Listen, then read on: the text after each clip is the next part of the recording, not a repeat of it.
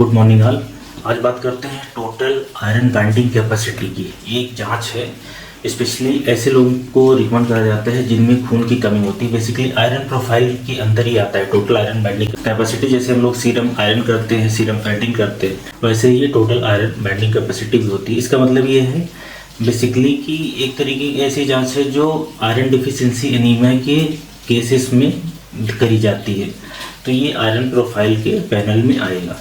अब total iron binding capacity का आसान भाषा में मतलब ये है कि जो ट्रांसफेरिंग प्रोटीन होता है जो आयरन को ट्रांसपोर्ट करता है वो कितने आयरन को बाइंड कर सकता है। बस आसान भाषा में इतना सा मतलब है। तो जैसे आयरन डिफिशियंसी एनीमिया अगर किसी को होगी, शरीर में आयरन की कमी होगी, तो ये जो बाइंडिंग कैपेसिटी है ट्रांसफेरिन की ये बढ़ जाएगी।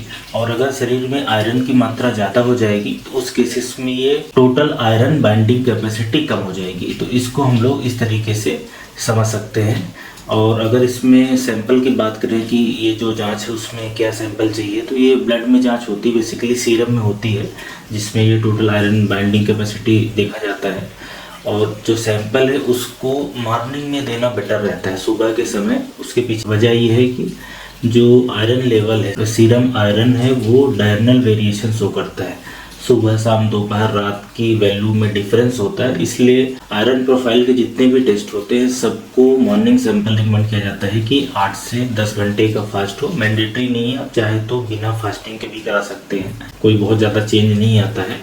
और अगर इसके प्राइस की बात करें तो लगभग ये 250 से 300 में जांच होती है अगर सिर्फ टोटल आयरन बाइंडिंग कैपेसिटी अपन करेंगे।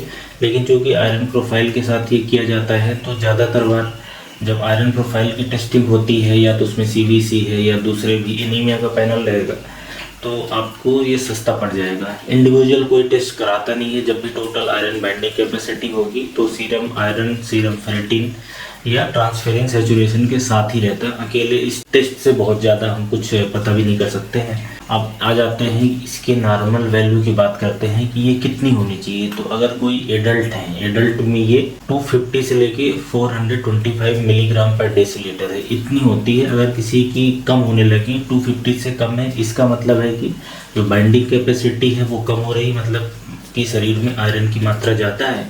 और अगर इसकी कैपेसिटी बढ़ जाए तो इसका मतलब है कि आयरन की कमी हो रही है। तो जैसे रिजल्ट आपका आ गया और बाइंडिंग कैपेसिटी बढ़ी हुई है, किसी की 400 है, 450, 500 ऐसी है, तो इसका मतलब है कि आपको जो खून की कमी है वो आयरन की कमी के कारण हुआ है। ऐसे केसेस में आपको आयरन की दवाई या तो ऐसे खाने जिसमें ज़्यादा आयरन है वो दिया जाएगा।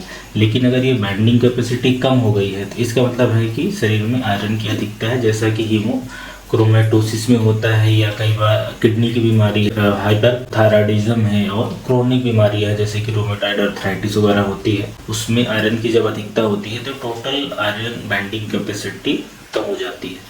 तो बेसिकली ये जो टोटल आयरन बाइंडिंग कैपेसिटी का जो मेन एम है कि एनीमिया के केसेस में, जब माइक्रोसिटिक हाइपोक्रोमिक एनीमिया एक तरह की एनीमिया है, उसमें ये एनीमिया आयरन डिफिशियंसी के कारण हो रही है कि क्रोनिक डिजीज के कारण डिफिशियंसी हो रही है, इसको डिफ्रेंशिएट करने में ज़्यादा इसका रोल होता है। और भी इसके यूज है लेकिन ये मेन इसका यूज होता है। जैसे आयरन डिफिशियंसी एनीमिया किसी को होगी तो उस केसेस में टोटल आयरन बाइंडिंग कैपेसिटी बढ़ जाएगी। लेकिन अगर किसी को एनीमिया, खून की कमी क्रोनिक डिजीज के कारण हो रही है तो उस केसेस में जो टोटल आयरन बाइंडिंग कैपेसिटी है वो कम हो जाती है। तो ये दोनों एनीमिया को डिफ्रेंशिएट करने के लिए टेस्ट है। बहरहाल ये आयरन प्रोफाइल का एक पैनल है, जब खून की कमी होती है तब कराया जाता है। और इससे संबंधित जो भी कुछ बातें हैं आप समझ गए होंगे, क्योंकि आजकल ये टेस्ट जब हम लोग हेल्थ चेकअप पैनल वगैरह कराते हैं तो इसमें सबको मिल जाता है। और काफ़ी सारे लोग इस तरह के टेस्ट से संबंधित भी जानकारी पूछते रहते हैं, तो उनके लिए ये वीडियो हेल्पफुल हो जाएगा। Thank you so much.